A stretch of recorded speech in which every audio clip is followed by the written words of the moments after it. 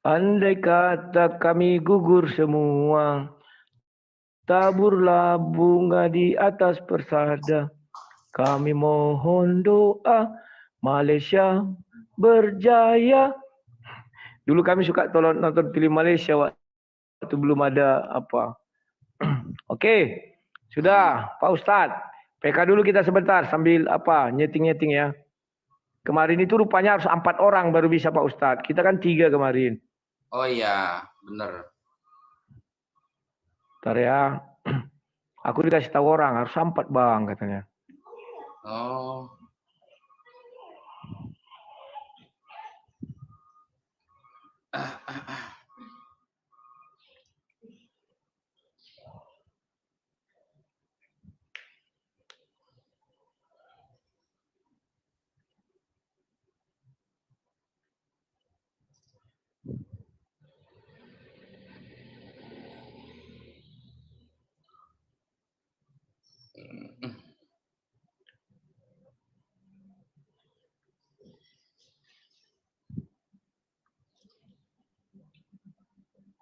Oke Tat. Bagaimana kesepakatan kita? Opening statement gantian. Yang penting jangan lama-lama ya. Terus gantian aja ngomong gitu. Gini aja Tat. Kayak aku dengan Nandari itu ini kan 5 menit ini Tat. Ya. Nah, pokoknya sampai habis dia jangan bicara. Nah, nanti siap. kalau muncul lagi ya gantian ya. Oke. Kita tunggu dulu habis 1 putaran Tat. Biar enak bergantiannya. Siap. Oke. Berarti per orang 5 dulu. menit ya. Sampai habis ini aja. Nanti kan habis 5 menit ada 2,5 lagi tuh. Habiskan aja. Baru nanti muncul di sini kan. Kita pencet lagi. Itu aja timer kita kan. Sebentar ya Tat, aku juga ini masih ini. Live kan di sini sudah. Sambil menunggu yang lain datang Tat. Kawan-kawan jangan lupa tap-tap layar ya. Biar apanya kuat, masih 32.000 Tat. Tempat Ustadz juga kalian tap-tap layar kawan biar kuat. Bener. Biar gak gampang rungkat. Ada berapa pengikut TikToknya Tat? Ada berapa ini? 79.000. Buh, aku masih 25.000. Iya iyalah, wan duluan saya sudah 2,5 tahun di TikTok. Oh, aku baru berapa bulan. Iya ya. Iya, dulu masih zaman di Zoom itu saya sudah di TikTok.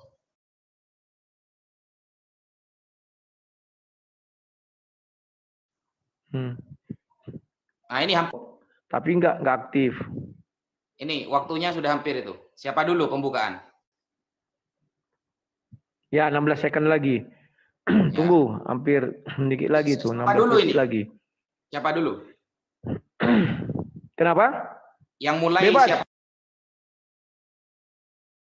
dulu? Bebas. Siapa? Monggo, aku atau Ustadz? Mas Rudi boleh. Dulu. Boleh. Ya, kalau udah muncul di layar, kalau sudah muncul di layar tanding ulang, klik Tat. Punya aku belum muncul. Siap. Oh, 16 detik lagi, tunggu. 15 detik lagi, dikit lagi. Wah, dapat topi si Ustaz. Mak, 1.200 dirimu Tat. Aku masih 400. Kalah telak aku nih dengan Ustaz nih wah. Kalah aku Tat. Oke. Oh enggak, ada sekali lagi nih. Pokoknya gini ya tadi sampai habis. Pokoknya sampai habis waktu ini. Siap. Boh, udah 1.300 dirimu Tat. Aku masih 400. Enggak apa-apalah. Mungkin itulah kejadian kan malam ini. Masih awal. Meriah. Nanti tambah malam kan tambah banyak. Maksimal 1,5 jam saja ya, biar gak lama-lama ya. Boleh lah. Meleset pun hampir 2 jam aja. Iya. Karena dia nanti kan bolak-balik. Hampir satu orang 7 menitan lah. Betul.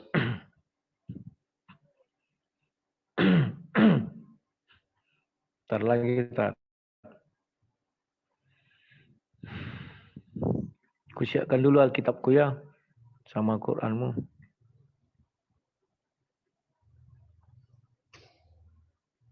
Quran.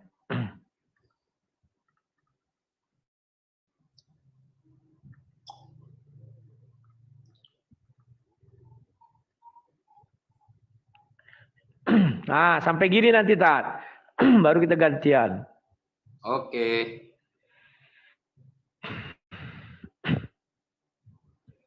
Oke. Ya, udah bisa kita mulai ya. Ntar Oke. muncul itu di tempatmu. Oh, 1400 Ustaz nih. Udah muncul. Pencet aja. Ah, udah tanding ulang. Udah muncul ya. Di tempatku juga udah muncul. Aku duluan ya, Tat. Siap. Oke. Kawan-kawan, selamat malam, selamat berjumpa di dalam acara debat lintas agama. Di sini perdebatannya bukan untuk menghujat, tetapi hanya untuk kita menggali dari agama masing-masing lawan kita untuk menambah keilmuan kita. Ya, nah, kawan-kawan semua jangan lupa tap-tap layar biar tidak rungkat istilah orangnya, saya nggak ngerti, tapi biar kuat katanya. Dan jangan lupa juga kalian kalau ingin mensupport kami, jangan lupa itu apanya bertebaran itu ya. Gift-nya nggak masalah ya. Oke, sekarang saya mulai ya. Kami berdiskusi ini berbicara tentang konsep keselamatan ya.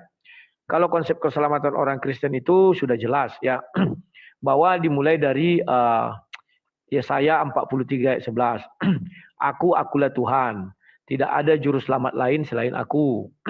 Kemudian di Lukas 1 ayat 11 juga diungkapkan telah lahir bagimu juru selamat.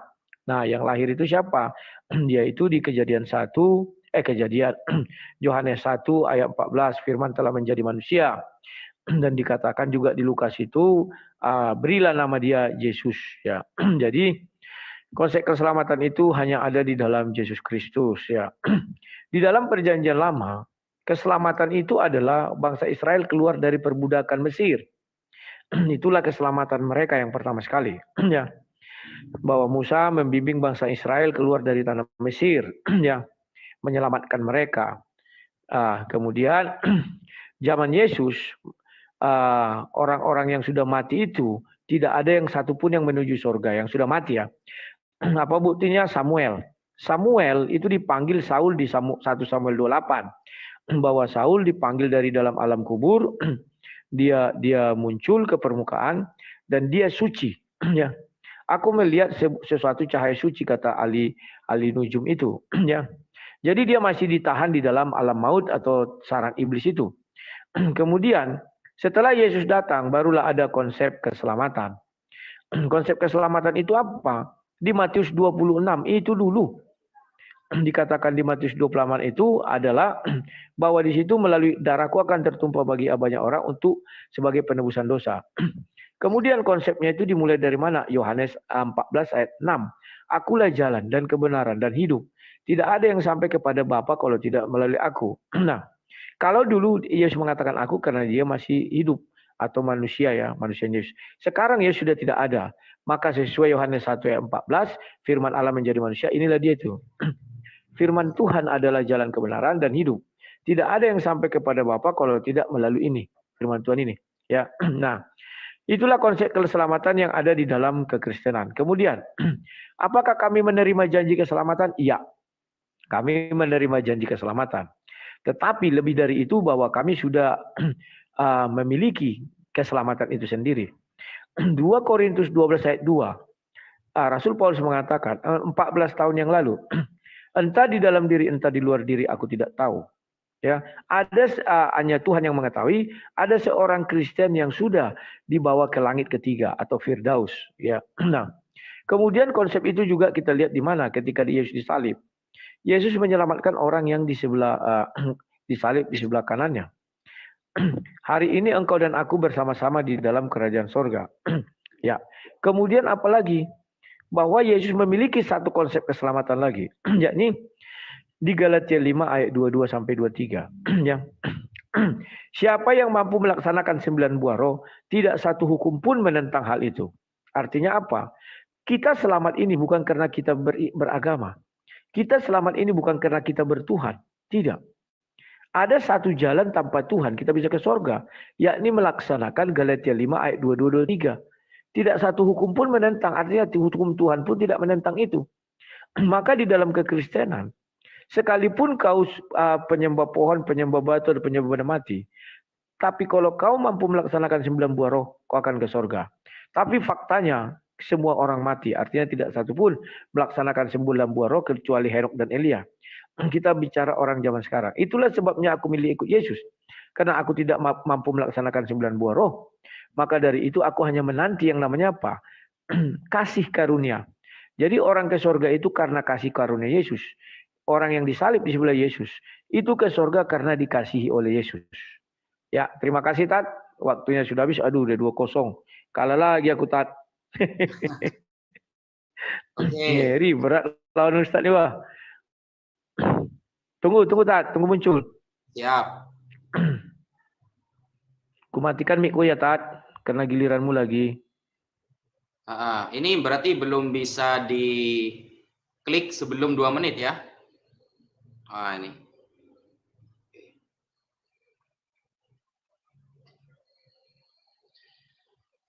Oke, bismillahirrahmanirrahim. Bismillahirrahmanirrahim. Assalamualaikum warahmatullahi taala wabarakatuh. Alhamdulillah wassalatu wassalamu ala Rasulillah Sayyidina Muhammad ibn Abdillah wa ala alihi wa sahbihi wa man walah, amma ba'd. Mengenai konsep keselamatan di dalam agama Islam, saya akan menggunakan hadis riwayat dari jalur sahabat Tamim Ad-Dari. Anna Nabiyya sallallahu alaihi wasallam qala, bahwa Rasulullah pernah bersabda, hadisnya sahih. Ad-dinu an-nasihah. Rasulullah mengatakan ad-dinu an-nasihah. Agama itu intinya nasihah, berbuat baik. Kemudian para sahabat mengatakan kulna liman. Untuk siapa, kepada siapa berbuat baik itu wahai Rasulullah? Rasulullah menjawab yang pertama lillahi, kepada Allah. Agama Islam, kalau kita sebagai muslim ingin selamat, maka berbuat baiklah kepada Allah. Dengan cara apa? Dengan cara mentauhidkan Allah Subhanahu wa taala, tidak mensyirikkan Allah Subhanahu wa taala, dan beriman kepada Allah Subhanahu wa taala. Nah, kemudian yang kedua, li kitabihi, kita wajib berbuat baik kepada kitab suci yang Allah turunkan. Di dalam Al-Qur'an diterangkan, contohnya Al-Qur'an, ya. Unzila ilaika. Yang pertama Al-Qur'an yang diturunkan kepada Nabi Muhammad, dengan unzila min qablik. Kitab-kitab yang diturunkan sebelum Nabi Muhammad. Yang pertama ada Taurat, Zabur, Injil, dan terakhir adalah Al-Qur'an. Kita wajib berbuat baik kepada kitab Allah dengan mentaati isinya. Maka dari itu Al-Qur'an sering menarasikan bahwa kitab-kitab suci itu Allah berikan kepada orang-orang terpilih, dan orang terpilih ini dari kalangan para rasul menyampaikan apa yang disampaikan oleh Allah.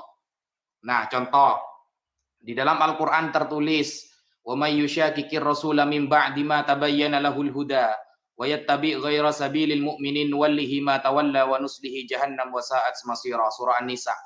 Barang siapa yang menentang Nabi Muhammad setelah Islam datang kepada mereka dan tidak mengikuti jalan-jalan orang yang beriman kepada Nabi Muhammad, maka tempat kembalinya di neraka.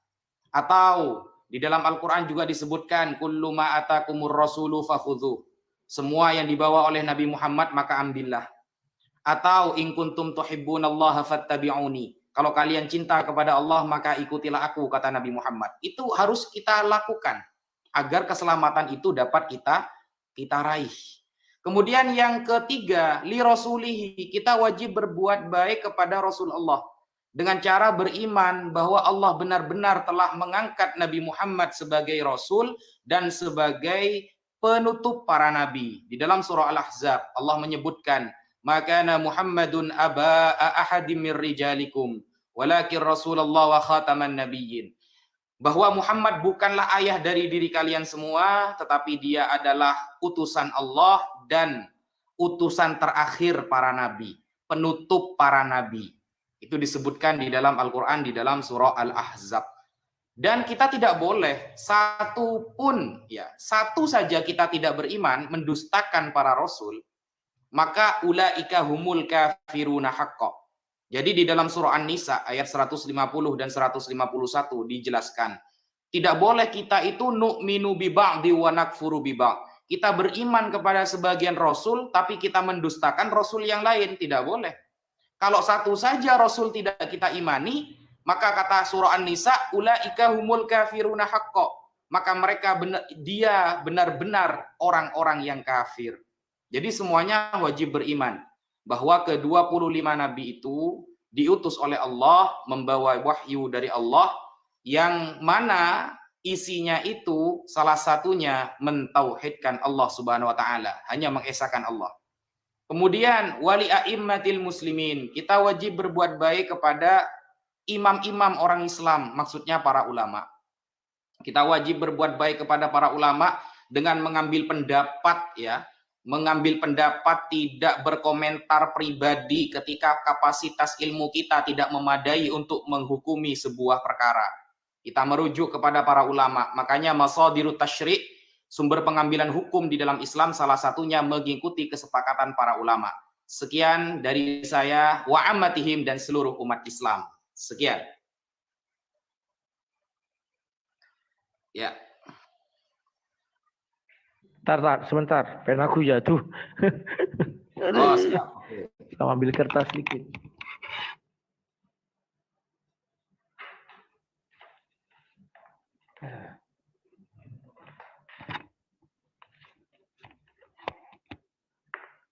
Oke, giliranku lagi ya, Tat, ya. Kalah lagi aku. Udah 11 kali kok menang, Tat. Mak, ngiri. Oke. Terima kasih Ustadz Wafi sudah memaparkan jalan keselamatan dalam Islam. Ya. Saya tidak paham apakah jalan keselamatan dalam Islam ini berlaku juga kepada orang di luar Islam. Contohnya kepada Raja Daud atau kepada Musa. Ya. Karena mereka jelas-jelas secara fakta historis bukanlah Islam. Ya. Dan fakta arkeologis juga bukan Islam. Ya. Bahkan sampai Nabi Isa pun bukan Islam. Ya. Kalau ada yang bisa membuktikan mereka Islam melalui fakta arkeologis atau historis, silakan. Tapi kalau melalui Al-Quran, ya mereka dikatakan juga di situ Muslim, bukan Islam, ya. Nah, kemudian dibilang di sini berbuat baik kepada Tuhan, berbuat baik kepada Al-Quran. Baru berbuat baik kepada Muhammad. Artinya orang-orang sebelum Muhammad hadir itu ke neraka semua. Karena mereka tidak akan pernah berbuat baik kepada Muhammad. Kemudian berbuat baik kepada ulama, itu juga mereka ke neraka semua. Sebab pada masa dulu tidak ada ulama. Ya, rahib-rahib Yahudi yang ada, bukan ulama.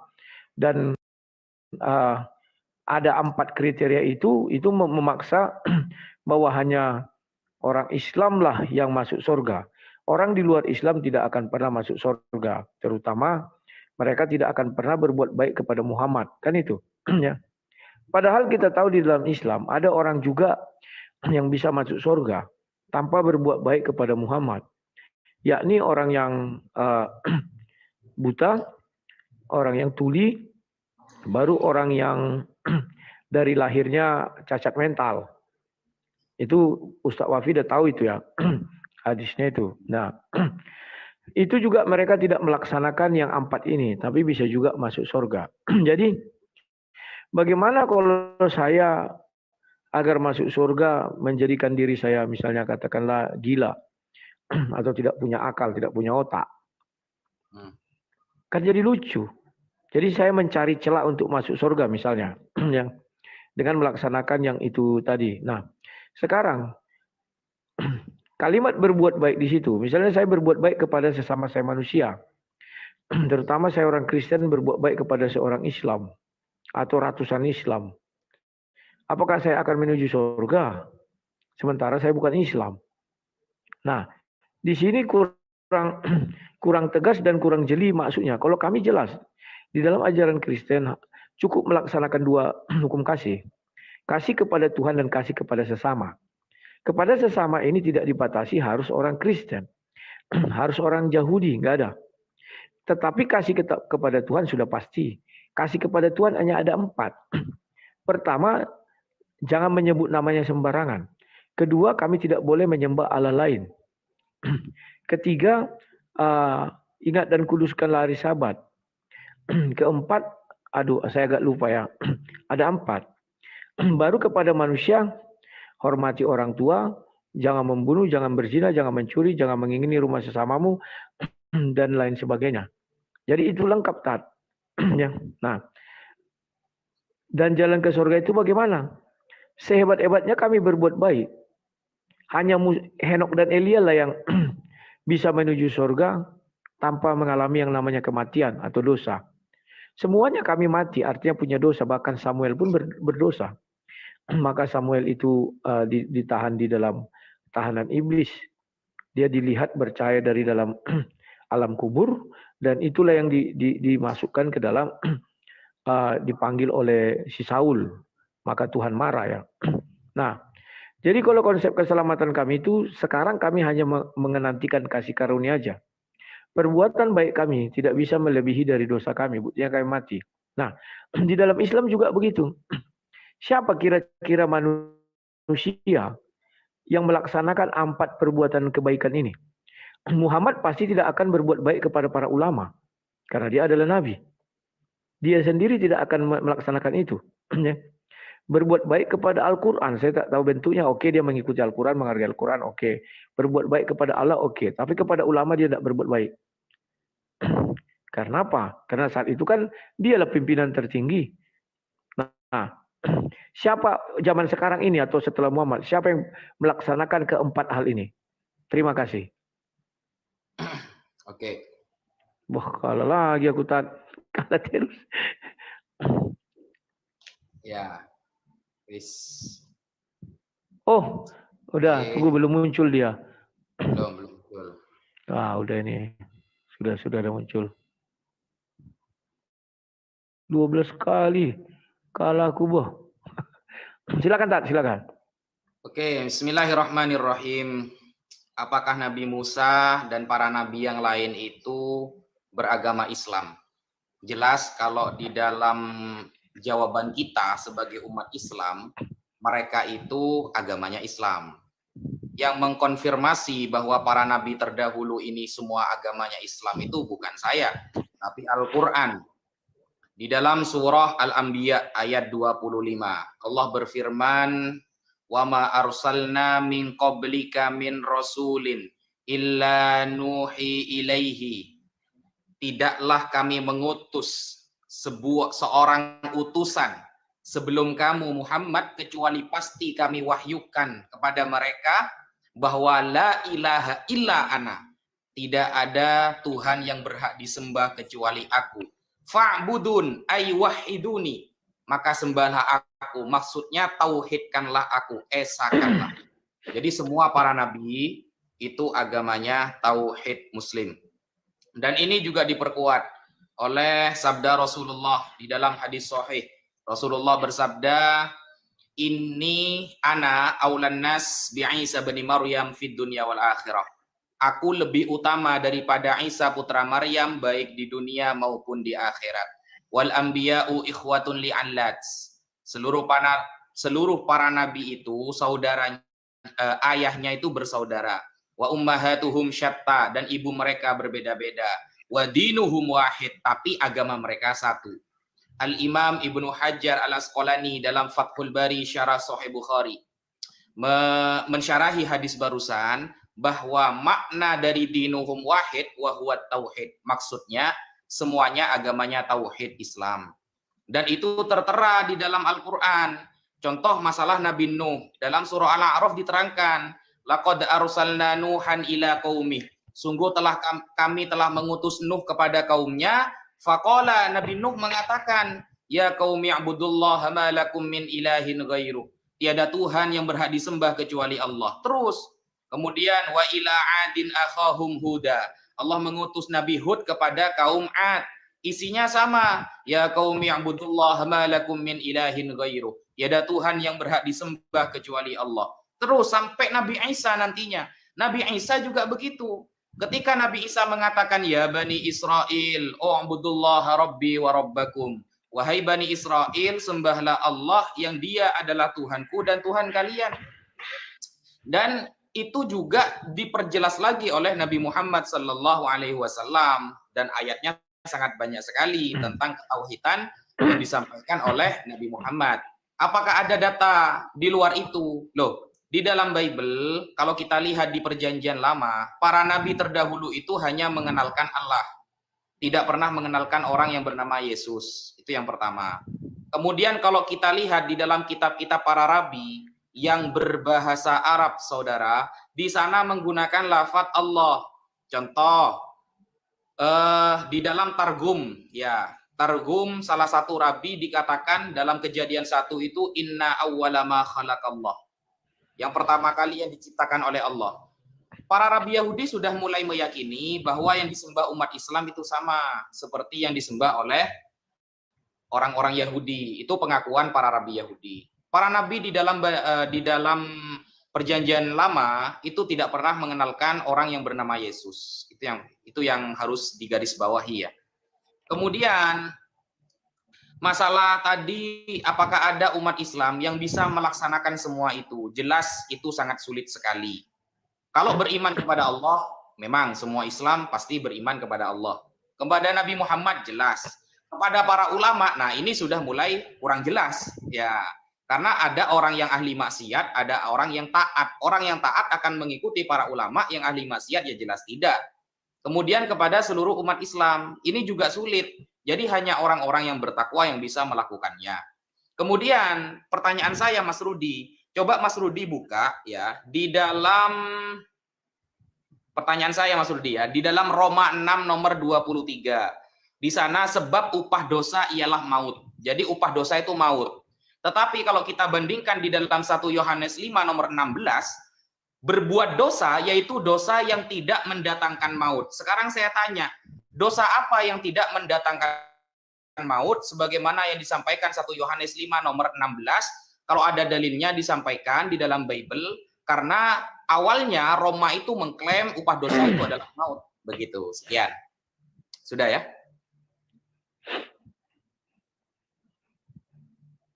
Oke.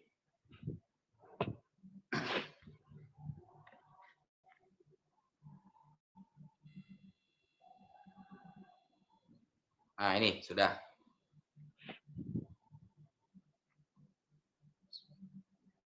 Oke, terima kasih. Ya, saya tertarik dari ucapan Ustaz Wafi. Musa beragama Islam berdasarkan surah 21 ayat 25. Ini sangat menarik sekali ya. Ya silakan, mungkin Musa ada yang orang Arab. Saya nggak tahu.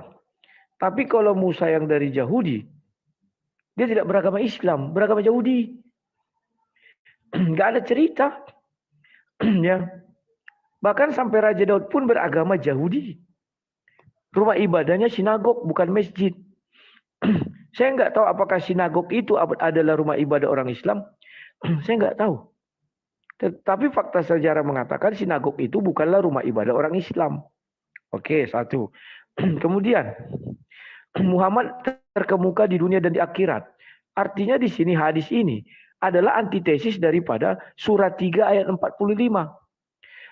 Yang mana dikatakan di situ Isa itu terkemuka di dunia dan di akhirat. Ya. Apakah Muhammad mengkudeta Isa? Dengan keluarnya hadis tadi. Karena jelas-jelas surat 3 ayat 45 itu mengatakan, bahasa Indonesia aja aku bacakannya. Ingatlah ketika malaikat berkata, hai Maryam, sesungguhnya Allah mengembirakan kamu dengan kelahiran seorang putra yang diciptakan. Dengan kalimat yang datang darinya. Namun Al-Masih Isa putra Maryam. Namanya. Seorang terkemuka di dunia dan di akhirat. Dan termasuk orang-orang yang didekatkan kepada Allah. Jadi Ustadz Wafi semakin membuka mata orang banyak. Bahwa hadis itu adalah antitesis daripada Al-Quran. Tidak bisa dibantah. Ya. Kemudian. Ibrahim sudah beragama Islam. Dari mana jalannya? Muhammad diperintahkan ikut mila Ibrahim. Paham ya? Kalau Ibrahim sudah beragama Islam, jalannya itu nggak ada jalan menuju sana. Apakah Muhammad datang menyempurnakan katanya? Berarti Islamnya Ibrahim belum sempurna. Apakah begitu? Justru Allah menyuruh Muhammad mengikut Ibrahim, artinya Islam yang sekarang tidak sempurna. Kalau Islam sekarang sempurna, tidak akan disuruh dia untuk mengikut mila Ibrahim. Artinya mila Ibrahim ini bukan agama loh. Ajaran Ibrahim. Paham ya? Kemudian, para nabi tidak mengenal Yesus. Betul. Karena saat itu Yesus belum turun ke dalam dunia. Para nabi juga tidak mengenal Muhammad. Itu pasti. Kemudian kalau ada hadis, wah sebelum dunia diciptakan Muhammad sudah ada. Itu kan meniru-niru Yesus. Aku ada sebelum dunia ini ada. Aku ada sebelum Bapak Abraham ada. Aku adalah ciptaan mula-mula. Kemudian, Targum berbahasa Arab. Ya, Bible berbahasa Arab juga dikatakan Allah. Dan perlu diketahui, bukan Islam lebih dahulu di tanah Arab. Tetapi Nasrani, Kristen, penyembah berhala Quraisy, baru Islam itu ada. Islam itu hanya mengambil Tuhannya orang Quraisy dan Tuhannya orang Kristen. Atau Nasrani itu. Nasrani Arab ya, Kristen Arab. Kemudian, tidak ada dari orang Muslim kamu bilang, yang sanggup melaksanakan cinta empat tadi. Ya, buat apa kalian melaksanakan itu semua? Kan ini pertanyaannya, buat apa kau berbuat baik kalau tidak ada yang mampu melaksanakan itu? Berarti boleh dikatakan mereka semua ke neraka. Bahkan saya tahu mereka tidak mencintai Allah 100% karena mereka tidak melaksanakan 100% isi Al-Quran. Tidak ada itu. Ya. Kemudian Roma 6 ayat 23. Upah maut adalah dosa. Contoh. Zaman sekarang kita mengenal komputer. Komputer itu ada namanya meretas komputer. Di dalam hukum positif meretas komputer itu masuk dalam pidana. Ya. Hukumannya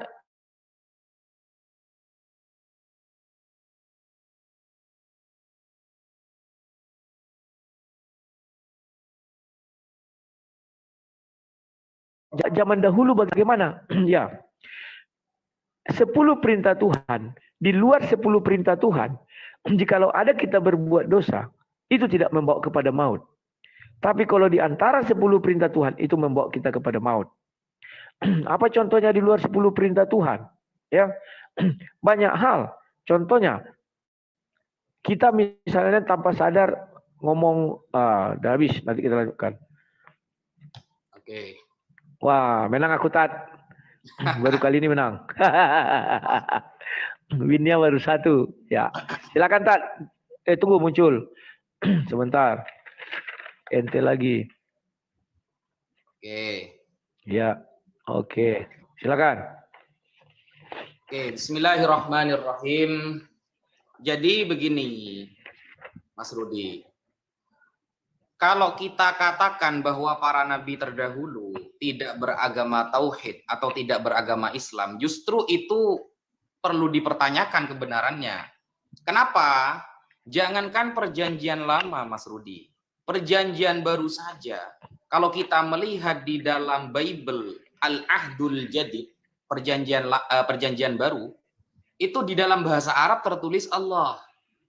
Bahkan ketika orang Kristen tidak mau disebut Tuhannya itu zat, karena Tuhannya itu adalah roh, ternyata dalam Bible yang berbahasa Arab tertulisnya dengan zat. Nah, ini kan simpang siur namanya, yang benar yang mana? Lalu kalau memang bukan Allah yang dikehendaki oleh umat Islam, Allah siapa lagi? Allah ini adalah nama. Yang mengatakan Allah ini adalah nama bukan hanya umat Islam, orang Mas Rudi. Di dalam kamus Al-Munjid yang ditulis oleh Dr. Louis Ma'aluf Al-Yasu'i. Beliau adalah seorang doktor Katolik. Dia mengatakan bahwa kata Allah itu adalah Ismul Ilah. Nama bagi Tuhan. Yang juga tercatat dalam perjanjian lama. Begitu.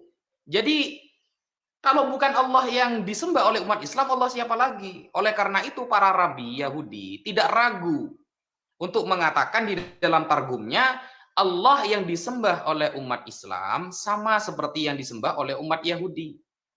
Itu bukan kita yang mengakui, tapi mereka. Nah, kemudian Nabi Ibrahim, apakah Nabi Ibrahim itu Muslim?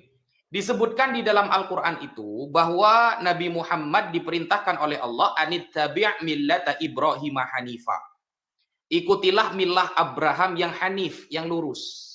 Nah, kita fahami kalimat Nabi Ibrahim ini dengan menggabungkan beberapa ayat dalam Al-Quran. Contoh, Nabi Ibrahim juga mengatakan, Inni wajjahtu wajhiya lilladzi fataras samawati wal ard hanifa. Nah, ini wajjahtu, aku menghadapkan wajahku lilladzi fataras samawati wal ard, terhadap sang pencipta langit dan bumi hanifan, mengikuti ajaran yang lurus. Dan di sana diterangkan bahwa dia bukan orang-orang yang musyrik. Ayatnya itu berbunyi wa ma ana minal musyrikin. Dan dia bukan orang yang musyrik. Nah, orang musyrik itu definisinya adalah orang yang menyekutukan Allah dalam penyembahan. Makanya di dalam surah Al-Kahfi ayat terakhir, wa may yarju liqa'a rabbih falyamal amalan shaliha wa la yusyrik bi ibadati rabbih ahada. Dan barang siapa yang ingin bertemu Tuhannya nanti di akhirat, maka beramal salehlah dan jangan menyekutukan Tuhannya dengan apapun. Tidak boleh menyekutukan Allah. Dipahami dalam ayat ini berarti Nabi Ibrahim itu benar-benar hanya menyembah Allah, bukan yang lain. Kalau memang ada penyembahan Nabi Ibrahim kepada yang lain, monggo tampilkan datanya. Pernah mungkin Nabi Ibrahim menyembah siapa selain Allah? Monggo ditampilkan datanya. Nah, masalah tadi, saya kan bertanya, jadi ayatnya berbunyi begini, Mas Rudi. Pertanyaan saya itu berbunyi begini ya. Yang pertama tentang Roma 6 nomor 23. Sebab upah dosa ialah maut. Nah, ini pemahaman mendasar umat Kristen ya. Upah dosa itu adalah maut. Tetapi itu ditentang oleh 1 Yohanes 5 nomor 16. Kalau ada seorang melihat saudaranya berbuat dosa, yaitu dosa yang tidak mendatangkan maut, hendaklah ia berdosa kepada Allah. Ya. Hendaklah dia dosa kepada Allah dan dia akan memberikan hidup kepadanya. Kalau Mas Rudi mengatakan dengan jawabannya tadi yang mendatangkan maut adalah 10 hukum Taurat. Yang tidak mendatangkan maut di luar 10 hukum Taurat. Itu tafsiran dari siapa Mas Rudi? Itu Mas Rudi menafsiri sendiri atau memang pemahamannya seperti itu? Ngambil dari siapa pemahaman seperti itu? Bahwa ketika yang berdosa ini di dalam 10 hukum Taurat, itu hukumannya mati, upah dosa maut. Tapi di luar hukum Taurat, upah dosa tidak maut. Ini kan pemahaman pribadi. Pemahaman pribadi dari Mas Rudi. Kira-kira ada nggak data penguat bahwa ada orang Kristen atau seorang pendeta lah mungkin yang mendukung pemahaman Mas Rudi seperti itu? Ya, mungkin sekian dari saya. Tafadhol.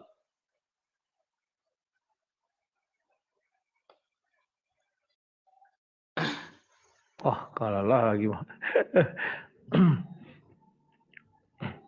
Oke. Belum muncul dia. Sabar ya. Ya. Oke.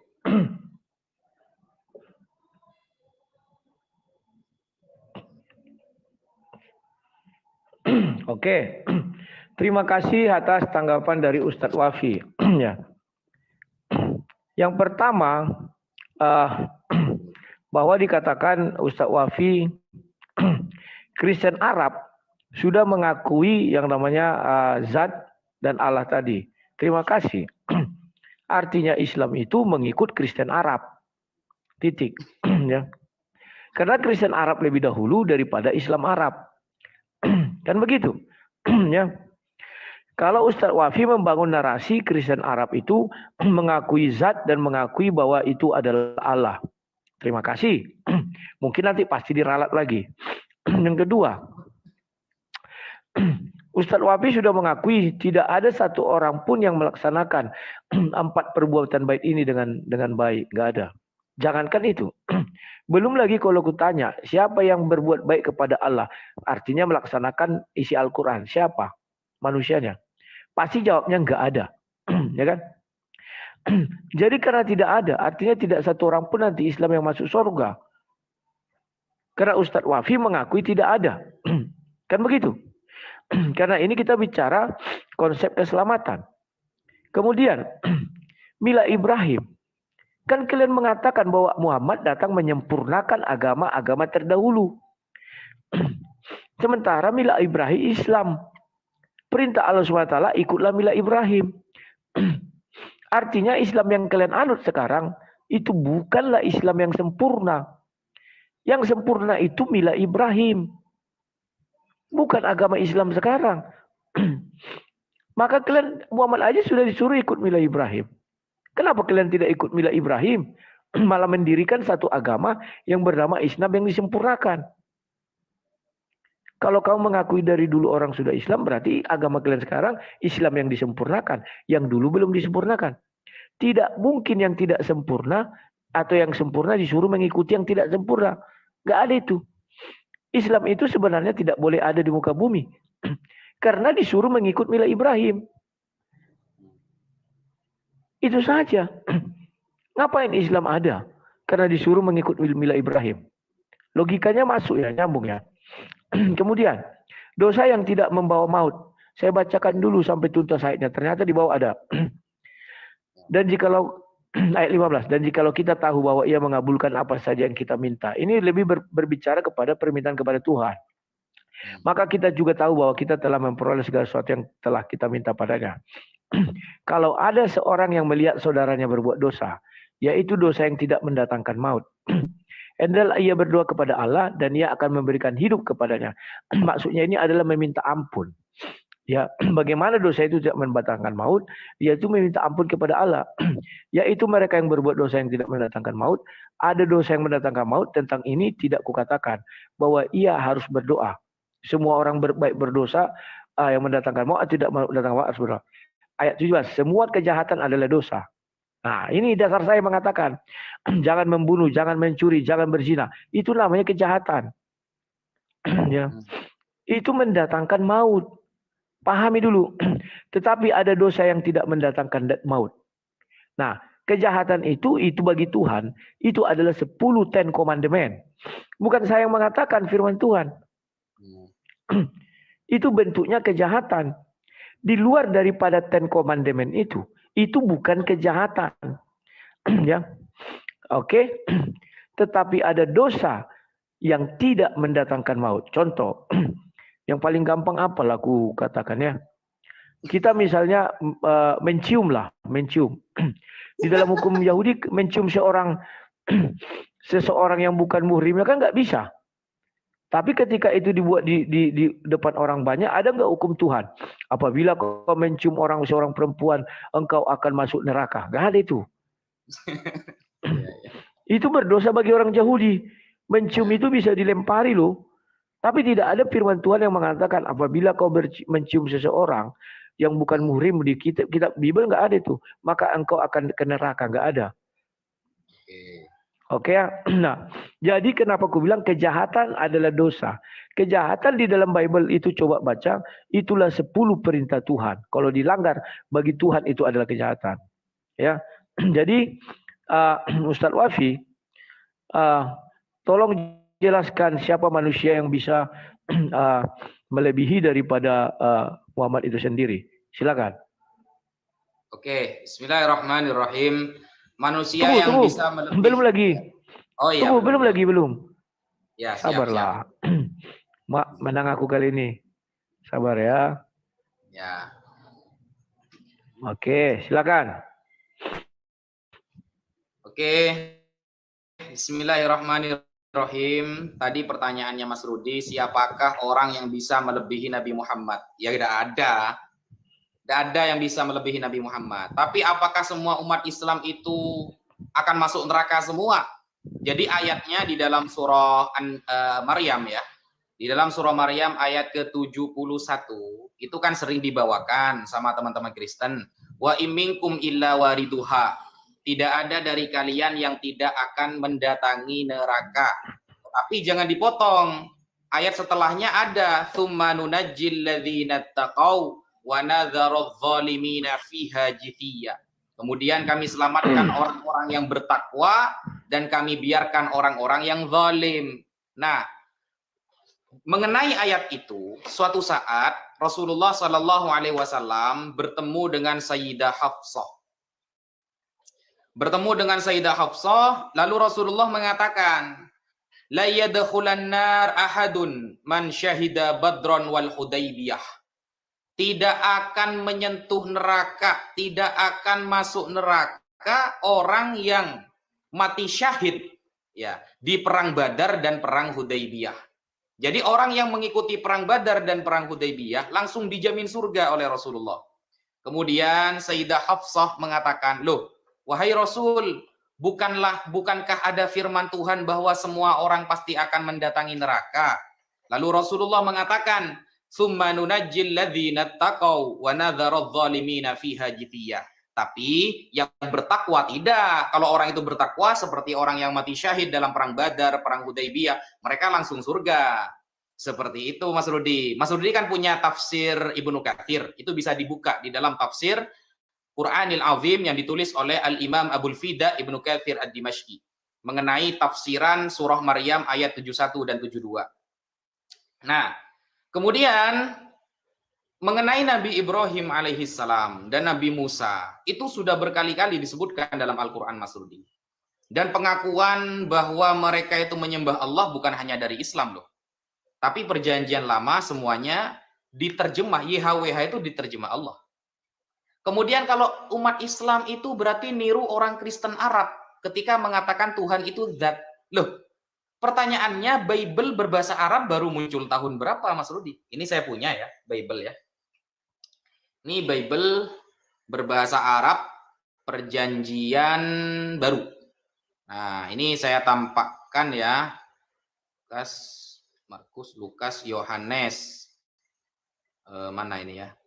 Yohanes 5. Ini Yohanes 5. Ini ya. Jadi ketika orang Kristen sibuk-sibuk menolak Allah itu zat, ternyata di dalam Bible mereka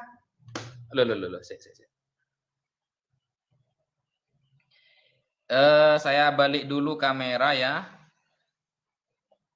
Nah, ini Yohanes 5 ayat 26 Mas Rudi. Ini ya.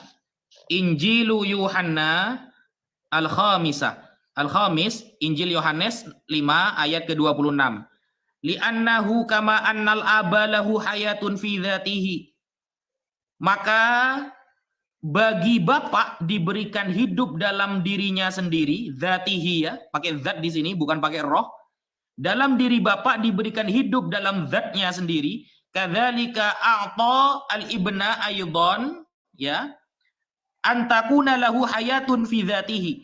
Pakai zat, begitu juga anak diberikan hidup dalam zatnya sendiri. Pakai zat di sini. Nah, ini adalah Bible Al-Ahdul Jadid, perjanjian baru yang disahkan pada tahun 2006 di Mesir, Al-Qahirah. Itu lidaril kitab Al-Muqaddas bi Misra di Mesir. Itu semacam apa ya? Tempat untuk penelitian atau untuk mencetak ya. Mencetak Bible. Ini cetakan pertama di tahun 2006 dan ini cetakan kedua di tahun 2009. Disahkan oleh Bible Society. Ini sudah lengkap, jadi ini bukan abal-abal dan ini adalah tarjamatun Arabiyah minal lugha al-asliyah al-Yunaniyah. Terjemah Arab dari bahasa asli dari bahasa Yunani. Begitu Mas Rudi. Ya, mungkin itu yang bisa saya sampaikan. Nanti pertanyaannya nanti aja.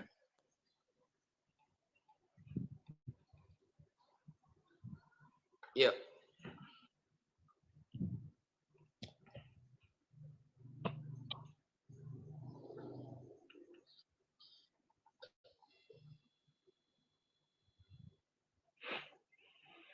Oke. Oke, terima kasih Ustadz. Malam ini Ustadz ini semakin mengakui kejayaan Kristen. Kenapa saya katakan begitu? Pertanyaan tadi saya, siapa manusia yang melebihi Muhammad? Ustadz mengatakan tidak ada dong. Maka coba buka Ibrahim. Kalau Ibrahim tidak melebihi Muhammad, tidak mungkin Allah SWT berfirman, ikutlah milah Ibrahim. Gak mungkin. Tidak mungkin yang lebih tinggi disuruh mengikut yang lebih rendah. Gak mungkin. Ibrahim lebih tinggi dari Muhammad sehingga Muhammad diperintahkan untuk ikut Ibrahim. Tapi faktanya Muhammad tidak mau ikut Ibrahim. Dia mendirikan agama Islam yang disempurnakan. Seolah-olah agama Ibrahim tidak sempurna Islamnya. Padahal dia disuruh mengikut Ibrahim. Yang kedua, Nabi Isa. Sudah jelas-jelas surat 345 tadi kita baca. Isa terkemuka di dunia dan akhirat. Maka Muhammad mengkudeta di dalam hadis. Dengan mengatakan bahwa dia yang terkemuka di dunia dan akhirat. Masa melawan firman Tuhan? Kan lucu. Sudah jelas-jelas Al-Quran lebih tinggi dari hadis. Bisa-bisanya firman Tuhan dibalik menjadi Muhammad. Kemudian yang ketiga, Pak Ustadz mengatakan bahwa orang yang mati dalam perang Badar, yang mati syahid, sudah berada di dalam surga. Kalah dong Muhammad belum dalam surga. Masih tertanam di dalam tanah Masjidil Haram itu. Dekat situ makamnya. Sementara yang mati syuhada ini sudah di surga. Muhammad kalah lagi. Dan sementara di dalam hadis juga dikatakan, orang yang pertama masuk surga adalah Muhammad. Bagaimana mempertanggungjawabkan ini? Sementara syuhada sudah di surga. Muhammad katanya harus dia yang pertama masuk surga. Kalah lagi. Jadi Bapak Ustadz semakin membuka bahwa Muhammad itu tidak ada apa-apanya. Dibandingkan tadi yang mati syuhada itu. Bukan saya yang bilang, Pak Ustadz. Kemudian Bible bahasa Arab. Terus Pak Ustadz membuka yang namanya Injil tadi. Tahu nggak Pak Ustadz? Baca sekali-sekali Sahih Bukhari 3. Sama Sahih Bukhari 6467. Dikatakan di Bukhari 3. Waraka bin Naufal menulis Injil dalam bahasa Ibrani atas seizin Allah. 6467 Bukhari bahwa Waraka bin Naufal menulis Injil bahasa Arab sesuai kehendak Allah. Jangan katakan itu Al-Quran Injil tertua. Injil tertua milik Waraka bin Naufal. Dan Waraka bin Naufal masih bertemu dengan Muhammad. Makanya itu Pak Ustadz membuka tabir tadi sama kami. Bahwa Injil Arab mengatakan zat, bukan roh. Iya Pak Ustadz mau mengakui bahwa Injil tertua itu milik Waraka bin Naufal. Isinya apa? Dalam bahasa Arabnya. Jangan-jangan itu. Maka masuklah ke dalam Al-Quran. Bahwa itu adalah zat. Karena tidak ada pengetahuan dari situ. Selain dari Waraka bin Naufal. Baca di situ dengan baik dan benar. Saya tidak menambahi dan tidak mengurangi Pak Ustadz. Ya. Jadi sampai hari ini. Konsep jalan menuju surga Islam itu kabur. Makanya banyak orang salah tafsir. Mereka semuanya mati syuhada.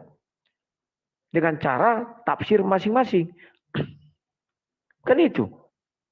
Banyak yang bawa mercon-mercon itu buar, mati, masuk surga katanya. Sementara Muhammad aja belum masuk surga. Bagaimana anak buah masuk surga duluan? Melebihi bos, big boss. Nggak mungkin. Melebihi Nabi. Nggak mungkin Pak Ustadz. Saya nggak percaya omongan Pak Ustadz. Saya lebih percaya omongan hadis di mana dikatakan pemegang kunci surga adalah Muhammad dan Muhammad yang pertama sekali masuk surga. Saya nggak percaya itu. Bahwa yang pertama masuk surga adalah syuhada itu. Nah, jadi Pak Ustadz tolong jawab. Siapa yang bisa mengikuti Al-Quran 100%? Ada nggak orang? Udahlah, yang gampang aja. Siapa manusia yang sholatnya 100%? Biar kita buktikan apakah dia punya dosa apa enggak. Yang paling gampang, puasa, sholat. Yang 100% tidak pernah macet, tidak pernah gagal. Kalau saya bilang firman Tuhan, ya banyak orang yang nggak mengikuti firman Tuhan. Ya, terima kasih.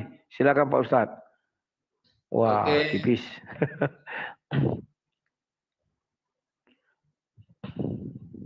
Wah, tipis ya menangnya ya. Ya, makin lama makin tipis. Oke. Kayak Sip. liga apa kita? Liga sepak bola. Silakan Tat. Oke, saya kembalikan dulu perkataan Mas Rudi. Mas Rudi mengatakan, lebih hebat Ibrahim daripada Muhammad. Karena Nabi Muhammad disuruh mengikuti milah Abraham. Tidak mungkin dia disuruh mengikuti orang yang tidak lebih baik daripada dia. Kalau pemahamannya seperti itu, Mas Rudi, berarti Yesus itu tidak lebih baik daripada Musa. Yesus itu datang bukan menghancurkan hukum Taurat, tapi menyempurnakannya. Berarti lebih hebat Musa daripada Yesus. Kalau pemahamannya seperti itu kan gampang saya balikkan itu. Dor. Yesus itu datang bukan untuk menghapus hukum Taurat, tapi untuk menyempurnakannya. Berarti lebih hebat Musa dong daripada Yesus. Karena tidak mungkin Yesus disuruh mengikuti seseorang yang tidak lebih baik daripada dia. Aduh, Mas Rudi. Kemudian Mas Rudi, tadi saya mengatakan di dalam hadis ya, la yadkhulan nar ahadun man syahida badran wal hudaybiyah. Tidak masuk neraka orang yang mati syahid di perang Badar dan perang Hudaybiyah. Nah, maksudnya bukan sekarang dia sudah di surga, bukan. Nanti dia pasti surga tanpa neraka. Bukan sekarang. Oh, berarti lebih hebat orang yang mati syahid dong, sudah ada di surga daripada Muhammad. Lah kalau pemikiran seperti itu Mas Rudi, bisa saya balikkan. Lebih hebat Elia daripada Yesus, dia sudah ke surga duluan. Elia sudah naik ke surga duluan itu, Yesus belum. Makanya kan gitu, pemahamannya kan seperti itu sebenarnya. Kalau cuma dibolak-balik kan gampang itu, gitu. Jadi begitu, Mas Rudi. Datang kemudian, kenapa kok Nabi Muhammad lebih baik daripada Nabi Ibrahim? Agama Nabi Ibrahim itu untuk kalangan lokal, Mas Rudi. Sedangkan agama Nabi Muhammad itu untuk rahmatan lil alamin. Jadi, agama Nabi tentang tauhid itu sama. Wa ini ikhtalafat furu'us syara'i. Meskipun berbeda-beda syariatnya berbeda-beda. Dulu Homer itu tidak diharamkan, sekarang diharamkan. Dulu begini, sekarang begitu. Syariatnya memang berbeda-beda, tapi ajaran meyakini Allah saja yang harus disembah itu sama. Bedanya, kenapa Nabi Muhammad lebih baik? Nabi Muhammad itu khataman nabiyyin, pemungkas, penutup para nabi. Dan umatnya itu rahmatan lil alamin, semuanya. Sedangkan Nabi Ibrahim hanya kalangan lokal saja. Itu yang menyebabkan Nabi Muhammad lebih baik daripada Nabi Ibrahim alaihissalam. salam. Itu ya Mas Rudi. Kemudian pertanyaan saya Mas Rudi. Oke, masalah yang kedua ini begini Mas Rudi. Di dalam istilah Katolik itu ada istilahnya purgatory, api penyucian. Ya, ada api penyucian dalam istilah Katolik. Itu cuma Katolik saja yang punya. Nah, di dalam Yohanes 3 nomor 3 disebutkan, Yesus menjawab katanya, Aku berkata kepadamu sesungguhnya jika seorang tidak dilahirkan kembali, ia tidak dapat melihat kerajaan Allah. Lalu kita kaitkan dengan Yohanes 3 ayat kelimanya. Jawab Yesus, Aku berkata kepadamu, sesungguhnya jika seorang tidak dilahirkan dari air dan roh, ia tidak dapat masuk ke dalam kerajaan sorga. Berarti kan harus dibaptis. Nah, anak yang baru lahir, lalu dia langsung mati, anaknya umat Islam. Saya punya anak, baru lahir, langsung mati. Kalau Katolik punya solusi, ada purgatory namanya, api penyucian. Kalau Kristen, apa solusinya? Anak yang baru lahir, belum dibaptis, dia langsung mati. Kira-kira apa solusinya Mas Rudi? Karena kalau orang Katolik ya, itu ada istilahnya api penyucian. Jadi nanti ada dihakimi secara khusus, ada penghakiman terakhir. Ya, penghakiman ini ada dua nanti di dalam dunia Katolik. Sedangkan Kristen tidak punya seperti itu. Jadi pemahaman teman-teman Kristen itu, yang namanya anak baru lahir mati, itu membawa dosa waris. Kalau belum dibaptis, berarti dia tewas, masuk neraka, Mas Rudi. Kira-kira gimana pemahaman seperti itu? Dijawab dengan menggunakan dalil, Mas Rudi ya, sesuai arahan dari Bible. Kemudian bagaimana tentang Bible berbahasa Arab yang ditulis oleh Waraqah bin Nawfal itu Injil, Mas Rudi. Injil perkataan Nabi Isa, bukan Bible, bukan Bible Yohanes. Ini kan orang Arab sekarang yang nerjemah Injil ini. Ya, oke, sekian dari saya. Waktunya sudah habis.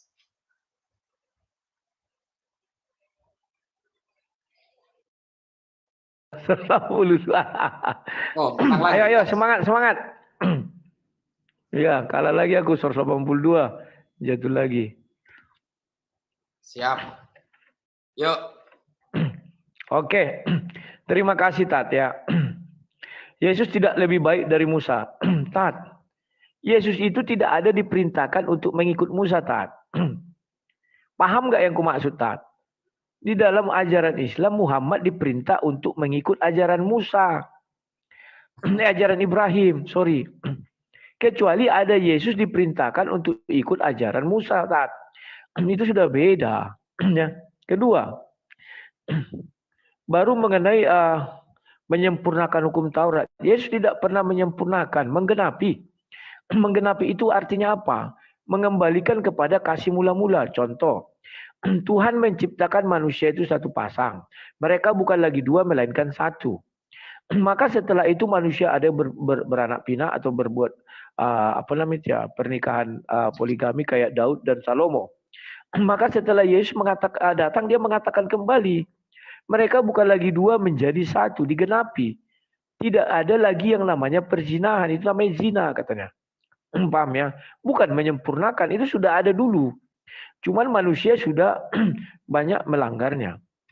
Kemudian nyawa ganti nyawa, kan begitu. Adam itu kan sudah harusnya mati sudah. Tapi Tuhan mengampuni. Maka Yesus datang mengembalikan kasih mula-mula bahwa tidak harus kau mati tapi bisa diampuni. Sudah. Kemudian lebih hebat Elia dari Yesus. Dari mananya hebatnya, Tat? Elia betul tidak mengalami namanya kematian dan dia dibawa langsung ke surga. Yesus pun tidak mengalami kematian, Tat. Kan sudah sering kujelaskan. Cuman ada dua sisi. Semua orang berdosa, artinya orang di luar kubur, mengaku Yesus mati. Keinginan semua orang berdosa Yesus mati. Tapi faktanya di dalam kubur dia hidup di antara orang mati. Dan dia naik ke surga, Tat. Dan Yesus mengatakan, aku turun dari surga katanya. Elia bukan turun dari surga, Tat. Dia tidak bisa dibandingkan. Dan mereka bertiga ketemu loh. Yesus, Elia, dan Musa. Dan sama-sama dengan tubuh kemuliaan. Kemudian, Ibrahim untuk lokal. Tat. Ibrahim kalau untuk lokal, Allah tidak mungkin menyuruh Muhammad untuk ikut mila Ibrahim.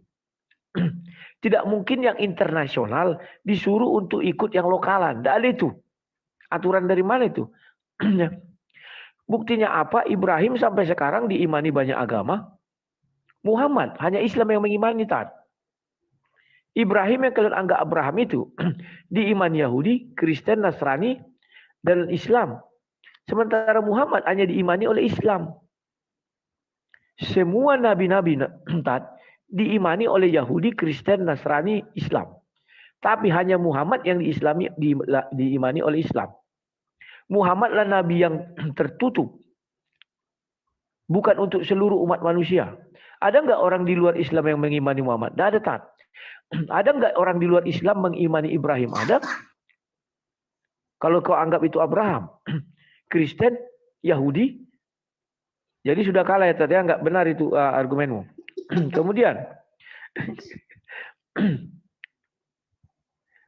orang dilahirkan dari air dan roh. Bagaimana dengan anak-anak yang sudah mati ketika dia baru lahir? Di dalam ajaran Kristen ada 3 jenis kematian. Yang mati di dalam kandungan dianggap tidak ada. Itu di Ayub. Ya. Engkau membawa aku langsung ke pemakaman. Rahim ibuku adalah kuburanku. Aku dianggap tidak pernah lahir.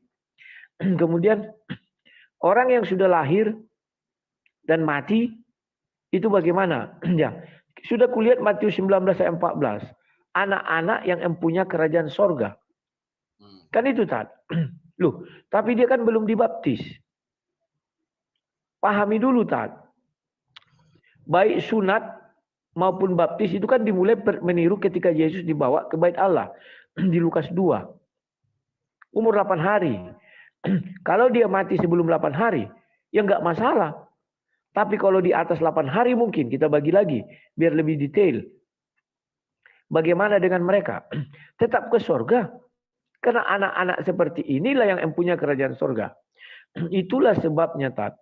Di dalam kandungan ibunya harus tetap berdoa. Ya, baru wah, sudah habis pula. Ya. Sudah Oke, habis Tat, ya. sudah habis. Ya, tanggung asik kali. Nah, kau dulu yang buat apanya, Tat? Kalau aku yang buat selalu kalahku.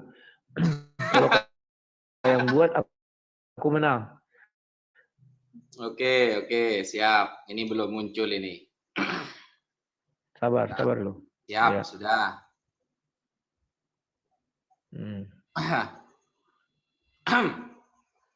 Mas Rudi mengatakan, mana mungkin Nabi Muhammad yang tingkatnya internasional disuruh mengikuti Nabi Ibrahim yang hanya tingkat lokal. Ini kan tidak masuk akal. Nah, sebenarnya perkataan seperti itu, Mas Rudi, itu bisa saya balikkan dengan mudah, Mas Rudi. Bagaimana mungkin Tuhan sendiri yang turun ke bumi disuruh menyempurnakan kitabnya Nabi setingkat Bani Israel saja? Itu kan tidak masuk akal gitu. Seharusnya kalau Tuhan sendiri yang turun kan keren. Pakai hukum sendiri, ngapain menyempurnakan kitabnya Nabi terdahulu? Gak keren banget gitu. Itu kalau Tuhan itu kan langsung tas tes hukum baru des gitu kan. Bukan malah menyempurnakan Nabi yang jaraknya 6 abad dari dia. Gak keren banget Tuhan ini kan begitu kan. Sebenarnya pemahaman seperti itu cuma main logika saja Mas Rudi. Oke. Kemudian di sini Mas Rudi, coba lihat itu ya. Di Yohanes 3 nomor 3. Yesus menjawab katanya, Aku berkata kepadamu sesungguhnya jika seorang tidak dilahirkan kembali, ia tidak dapat melihat kerajaan Allah. Itu hukumnya mutlak loh. Tidak ada pengecualian di sana.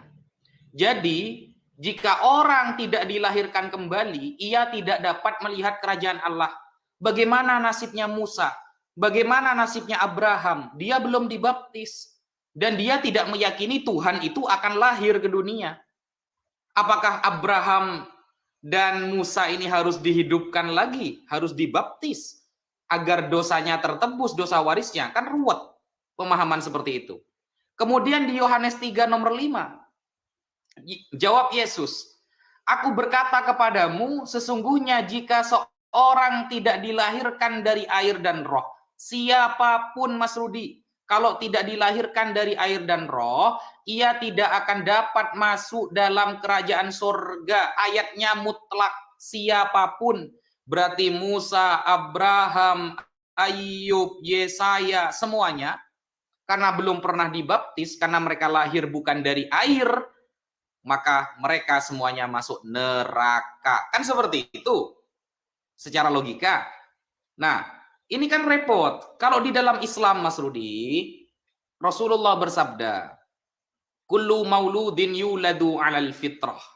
Innama abawahu yuhawidani wa yunassirani wa yumajjisani. Setiap anak yang lahir itu dilahirkan dalam keadaan fitrah, suci. Ayah ibunya lah ya, yang membuat dia menjadi Yahudi, Nasrani, Majusi. Jadi kalau ada anak yang lahir, mati, selesai di Islam, langsung masuk surga. Kenapa? Karena hukum di dalam Islam, definisi hukum itu di dalam kitab Ghayatul Wusul, fi syarhi Lubbil Usul, yang ditulis oleh Syekh Zakaria Al-Ansari. Hukum adalah khitabullah ta'ala al-muta'allaq bi fi'lil mukallaf. Hukum dalam Islam adalah arahan dari Allah yang berkaitan dengan pekerjaan orang mukallaf. Hukum itu adalah arahan dari Tuhan yang berkaitan dengan pekerjaan orang mukallaf. Jadi kalau gak mukallaf, gak kena hukum. Mukallaf itu apa? 1 berakal, 2 balik. Balik ini kalau umur berarti 15 tahun, kalau perempuan berarti terjadi menstruasi, kalau laki-laki atau perempuan juga pernah mimpi basah, itu balik. Atau yang pertama berakal, tidak gila, tidak punya penyakit di dalam otaknya, akalnya, dia orang yang normal. Ketika dia sudah mukallaf, memenuhi dua syarat ini, maka semua hukum akan berlaku kepada dia. Dari wajibnya sholat, puasa, zakat, haji bagi yang mampu, dan lain sebagainya. Islam itu luas dan detail. Begitu. Sedangkan di dalam Bible, apakah ada aturan anak yang baru lahir, kemudian dia mati, apakah masuk surga atau neraka? Karena kalau kita merujuk kepada ayat barusan, itu anak yang lahir bukan dari air dan roh, berarti harus dibaptis. Maka dia itu tidak bisa diselamatkan, Mas Rudi. Tidak selamat dia. Pemahamannya itu mutlak.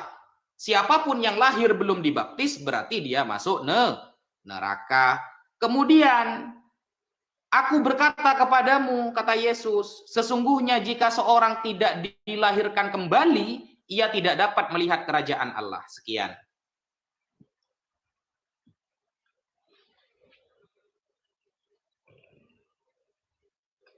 Oke. Menang lagi Mas Rudi. Jauh jaraknya itu. Iya. Makin suram ini masa depan. Enggak apa-apa. Oke. Ya, kita lanjut lagi Tat ya. Ya, terima kasih Tat. Nah. Ya. Saya masih teringat orang yang mati syahid tadi. Berarti Ustadz membatalkan kalimat tadi berada dalam surga, tapi nanti. Berarti sampai hari ini belum satu orang Islam pun yang sudah berada dalam surga. Ya, terserah Ustadz mau terima atau tidak terima. Kalau kami di dalam Kristen sudah jelas dikatakan 14 tahun yang lalu. 2 Korintus 12 ayat 2. Sudah ada seorang Kristen yang masuk dalam kerajaan surga. Dan Yesus sudah memasukkan orang itu ke dalam surga, ya, orang yang disalib di sebelah Yesus. Sementara Nabi Muhammad belum pernah memasukkan orang ke surga, dia hanya menjamin katanya. Dengan apa dia menjamin? Sampai hari ini kita tidak paham dalam ajaran Islam, ada enggak jaminan itu? Kalau kami ada dengan darah Yesus. Kemudian, Ustadz mengatakan bahwa Tuhan ke bumi menyempurnakan kitab terdahulu. Mana ada pernah kami bilang menyempurnakan? Dia sudah pernah menyempurnakan kitab taat. Kalau hukum Taurat menggenapi 10 hukum. Hukum Taurat yang diberikan kepada Musa itu hanya kita mengenal dosa, tapi tidak ada solusi atas dosa. Padahal kasih Tuhan mula-mula ada solusi atas dosa. Paham ya tak? Contoh Adam yang berdosa harusnya kan mati, hukuman mati. Tapi dia diampuni. Itulah Yesus mengembalikan itu. Bukan menggenapi, menyempurnakan, tidak taat. Itu sudah ada hukum itu dari dulu. Bahwa Tuhan sudah mengasihi si Adam yang harusnya mati. Tapi diampuninya. Itulah sebabnya setelah Yesus datang, ada pengampunan dosa terhadap para pembunuh. Kalau dulu mata ganti mata, gigi ganti gigi. Katanya. Kemudian, Musa itu ada membaptis loh, Tat. 1 Korintus 10 ayat 2. Dia membaptis dalam awan dan air laut. Jangan salah. Kemudian mengenai Abraham. Hukum yang dibawa Yesus tidak berlaku surut. Di dalam Indonesia ada satu hukum yang berlaku surut. Yakni TPPU, tidak pidana pencucian uang. Sama anti korupsi, itu berlaku surut. Hukum Yesus ini tidak berlaku surut, Tat. Hukum positif itu berlaku mulai ditetapkan sampai ke depan. Nggak berlaku surut ya. Memangnya hukum korupsi. Kemudian, Ustadz mengakui orang yang baru lahir itu fitrahnya suci. Tetapi saya heran lihat kalian ini, Tat. Di satu sisi setiap berbicara kelahiran Yesus, pasti kalian bilang, apa tempat yang kotor? Entah mana yang benar. Lahir ini fitrahnya suci atau kotor? Kan begitu. Setiap saya berdialog sama kalian ini, bahkan Ustaz saya pernah mengatakan itu, kalau saya nggak lupa ya. Tapi sudah, itu nggak apa-apa. Nah, di dalam ajaran Kristen, kalau anak-anak yang sudah lahir, kan sudah aku bilang, Matius 19, ayat 14. Anak-anak seperti ini yang mempunyai kerajaan sorga. Titik tat. Ya. Kalau mau dibilang dibaptis itu kan mengambil dari penyerahan anak dan pentahiran. Pentahiran itu dengan hari umur 8 tahun. 8 hari. Kalau di bawah 8 hari berarti tidak terkena hukum itu. Kalau di atas 8 hari, maka Ustadz mungkin mengatakan ingin dibaptis menjadi murid Yesus. Biasanya anak-anak Kristen, begitu lahir dia, umur 8, ada sih beda-beda sih ya. Kalau aku bilang diseragamkan nggak bisa. Ada anak yang masih bayi dibawa untuk tardidi atau dibaptis. Ada tar. Nah bagaimana anak-anak yang mati begitu lahir brojol dia mati? Itu kan di bawah 8 hari tar. Kalau kita mau merujuk ke situ. Tapi Alkitab mengatakan anak-anak yang empunya kerajaan sorga. Sama dengan kalian, kami pun bayi terlahir suci.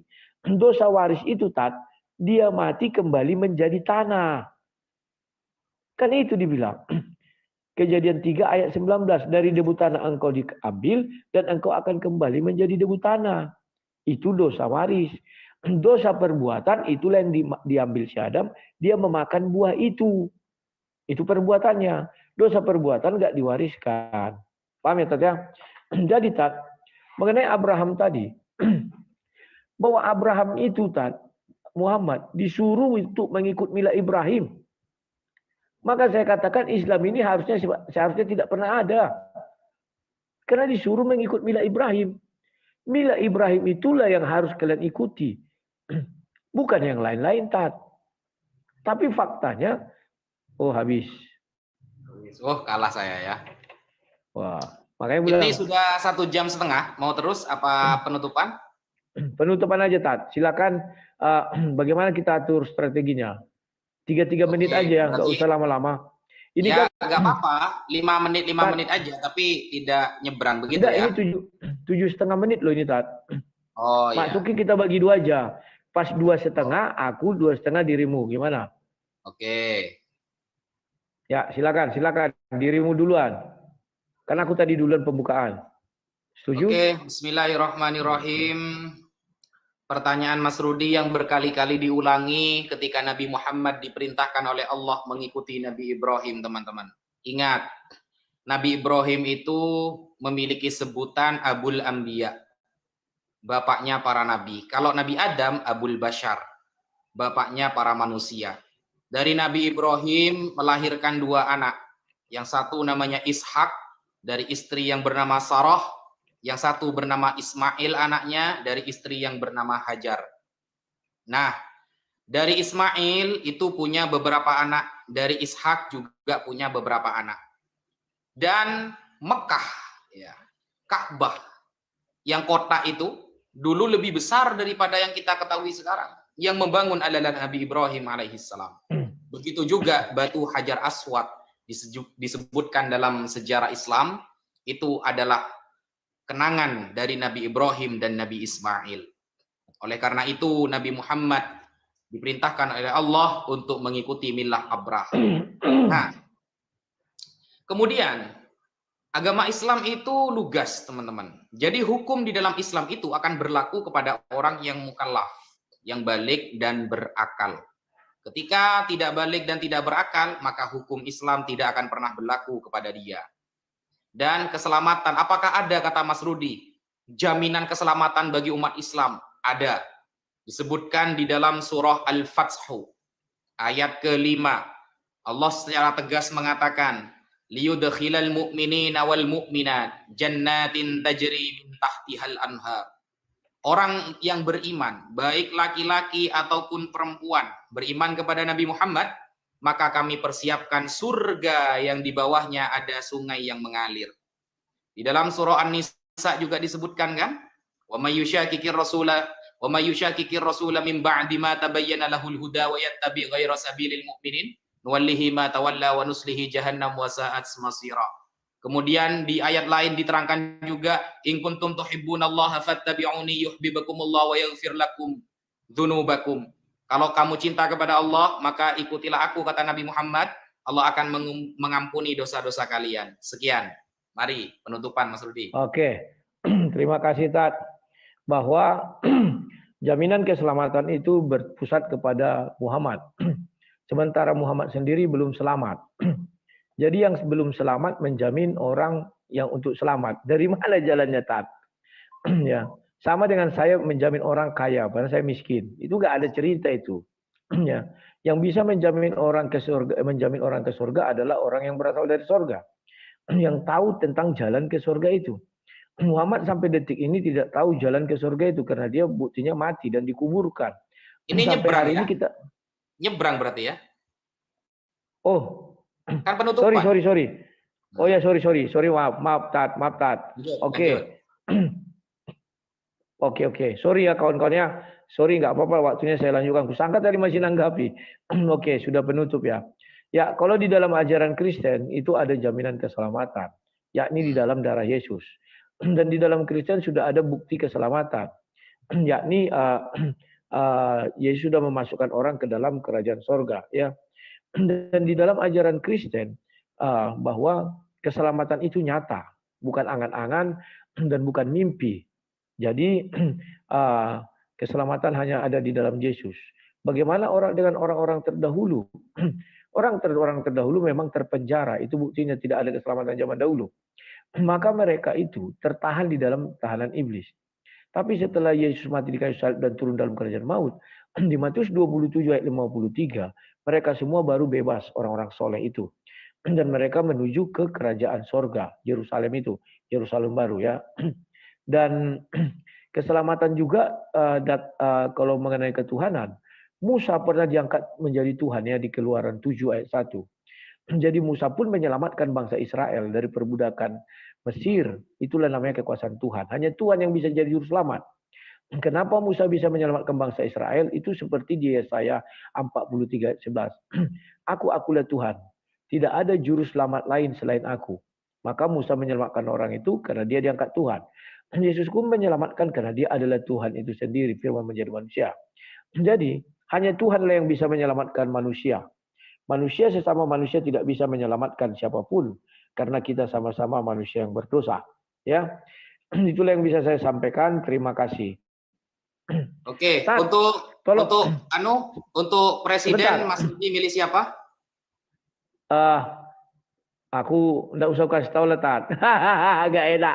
Yang penting, Tat, 10 tahun aku mendukung Jokowi dan 10 tahun aku mendiskreditkan Prabowo. Tidak mungkin hari ini ujuk-ujuk aku langsung menyanjung orang yang dulu kudiskreditkan. Enggak mungkin itu, Tat. Dan sekarang saya ini adalah pendukung setia Pak Ahok. Oh, pendukung Pak Dirimu Ahok ya. siapa? Ya, dirimu siapa? 01. 01 lah. Wis. Alasan. Oke, siap. Terima kasih. Sorry kawan-kawannya, aku minta maaf tadi aku tersilap, aku bahas pula tentang itu ya, malu juga. Tapi aku udah minta maaf ya. Tadi aku mau bilang, Tat, silakan bahas kekristenan 1 menit, tapi dia langsung bicara tentang capres ya. Kawan-kawan, saya membuat di Facebook saya sekarang. Saya katakan di situ bahwa saya adalah pendukung fanatik dari Pak Ahok. Semua orang marah-marah. Saya nggak ngerti, saya hanya mendukung fanatik Pak Ahok. Dia bilang, wah untuk apa mendukung Ganjar ya? Nggak ada aku bilang Ganjar kawan. Aku hanya bilang pendukung fanatik Pak Ahok. Ternyata Pak Ahok kemarin mendukung Ganjar. Jadi mereka nggak terima. Ya aku nggak urusanku. Aku bilang, aku pendukung fanatik Pak Ahok. Nggak ada urusan ke tempat yang lain ya. Tapi ya sudahlah. Mereka langsung mengungkit dosa-dosa si Ahok. Wah dia itu bercerai. Dalam hatiku mereka ini tidak tahu diri kawan. Pendukung Wowo kan. Wowo aja juga bercerai. Tapi tidak tahu diri gitulah kawan. Tapi ya sudahlah, mengenai presiden itu bebas-bebas saja siapa pilihan kalian. Tapi kalau kalian tanya saya nggak mau jadi orang munafik. 10 tahun saya dengan tegas menolak Prabowo dengan berbagai alasan. Tidak mungkin ujuk-ujuk dia tiba-tiba bertobat karena itu kan dosa masa lalunya, nggak bisa diperbaiki itu. Ya. Maksudnya penculikan mahasiswa segala macam-macamnya itu kita nggak tahu ya. Dan lain sebagainya lah. Nggak mungkin sekarang tiba-tiba dia menjadi dewa bagi saya, nggak mungkin.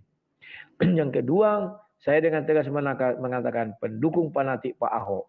Terserah dosanya adalah menceraikan istrinya, itu bukan urusan kita. Kita bicara tentang bagaimana kejujuran dia di dalam pemerintahan. Marah-marah orang sekampungku sama kawan karena aku mendukung Pak Ahok. Kan lucu. Padahal dulu mereka menyanjung-nyanjung Pak Ahok. Tiba-tiba sekarang dalam ibaratnya mencela Pak Ahok. Munafik semua kawan. Ya, kalau saya tetap dalam pendirian. Oke? Kalau ada Ahok jadi presiden, percaya kalian Indonesia maju. Ada 10 orang seperti Ahok menduduki jabatan strategis pemerintahan, percaya kalian Indonesia akan maju. Nah itu nggak omong kosong itu kawannya. Kok jadi lari ke situ ya? Saya nggak bilang capres siapa ya, saya bilang Ahok aja. Karena saya adalah seorang Kristen ya. Oke, sebelum saya tutup, naik dulu Mr. Abdul dan rasakan tadi. Halo Mr. Abdul, bagaimana Halo, shalom Bang. mengenai diskusi tadi kira-kira? Mantap Bang.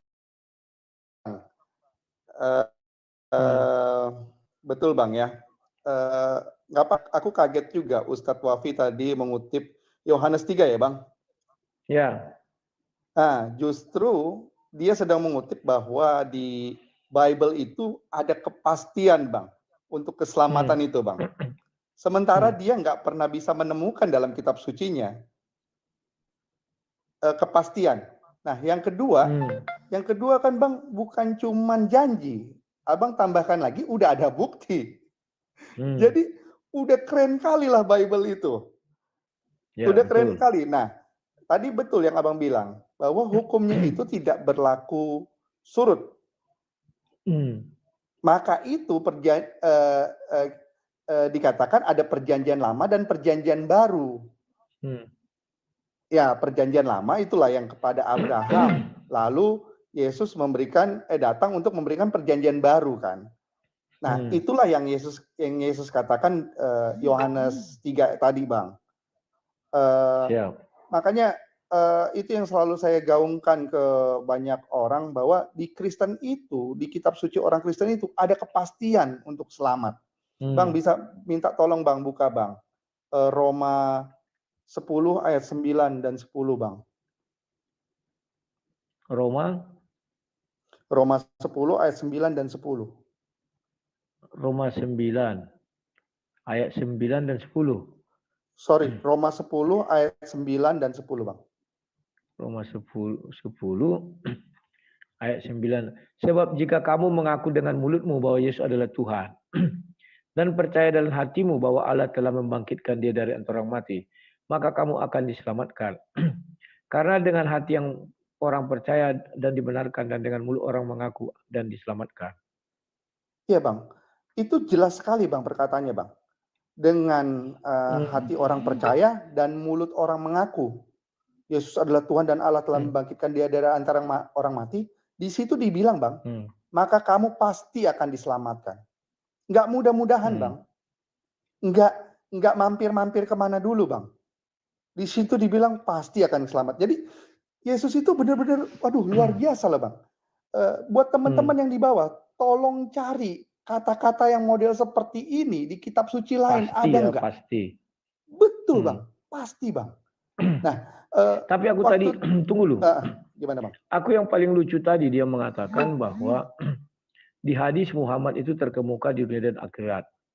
Di Al-Quran yang terkemuka di dunia dan akhirat itu Isa. Kan ini lucu sekali, bertolak belakang. Kan hukumnya Bang, kalau hadis bertolak belakang dengan Al-Quran, ya yang dipakai kan Al-Quran Bang. Kan betul, itu kan makanya rumusan mereka Bang. Cuma Bang, nanti tolong aku lagi cari Bang, kemarin itu ada yang bahas menarik Bang.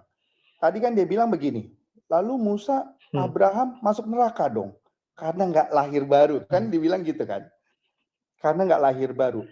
Bang, aku pernah baca Bang, nanti Abang mungkin bisa coba cari Bang, kalau nggak salah ada hadisnya, kalau nggak salah di NU online itu Bang, bahwa Nabi Muhammad Bang, pernah membangkitkan ayahnya dan ibunya Bang, untuk bersahadat lagi Bang, lalu mati lagi. Nggak tahu.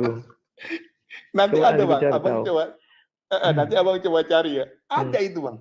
Jadi sebenarnya itu adalah dalil bahwa Nabi pernah membangkitkan orang Bang. Iya kan, abang Nabi kan aja. sering kali kan abang nanya kan, abang kan sering kali Iya. nanya, apa mukjizat baginda gitu kan. Hmm, Nah itu mungkin harusnya dalilnya, mungkin banyak yang mereka yang belum tahu. Tapi nantilah siap. abang coba baca. Oke, Ya tapi seru banget bang hari ini. siap. Artinya dengan kata lain, Ustadz Wafi sendiri mau eh, sudah memastikan bahwa di Alkitab itu ada kepastian untuk ke sorga. Itu Siap. aja bang. Oke. Makasih bang. Terima kasih Mr. Abdul. Selamat malam. Ya, kawan-kawan, yang paling lucu tadi Wafi mengatakan, oh dia kalau mati syahid, syuhada langsung ke surga katanya. Hari ini dia di surga. Diralatnya lagi kawan. Maksudnya hari akhir. Aku pun sudah duga tak mungkin ada yang mendahului Muhammad ke dalam surga ya. Dan dia bilang, ada manusia yang bisa melebihi Muhammad? Tidak ada katanya. Kan lucu kawan. Sedangkan Muhammad aja disuruh mengikut Ibrahim. Artinya Ibrahim lebih dari dia. Tidak mungkin yang lebih rendah disuruh diikuti yang lebih tinggi. Tidak ada itu kawan. Ya. Tapi ya sudah, itulah iman mereka ya. Nah kawan-kawan, berhubung kami ada acara, makanya aku absen. Saya cukupkan dulu sekian ya. Terima kasih atas kebaikan kalian yang sudah mengasih gift. Dan kepada kawan-kawanku yang di YouTube, jangan bosan-bosan membantu pembangunan gereja. Kekurangan dananya tinggal 6,5 juta lagi ya untuk pencoran. Kalau atap sudah selesai semua kawannya, ada kelebihan atap 30 meter. Ya, sudah saya atasi. Tinggal untuk apa ini lagi pencoran ya. Mohon bantuan kalian dan dukungan kalian agar gereja itu cepat selesai dan kami bisa beribadah di sana. Karena bulan 4 harus sudah pindah dari ruko karena harus bayar sewa ruko ya. Ya, saya percaya Tuhan Yesus akan menggerakkan anaknya. Ya bagi pastilah ada orang yang Kristen yang kaya, masa 6,5 juta aja nggak ada yang bisa menggolkan itu ibaratnya kan ya. Ya itulah harapan terbesar saya kawan. Oke, sekian dan terima kasih sampai jumpa. Ingatlah kalau mereka berani berdebat sama saya apa, beli sampai nengel. Sampai jumpa. Salam sang debater. Mana? Kok nggak mau? Oh ya, terima kasih yang sudah mengasih gift ya. Kalian juga adalah orang-orang baik.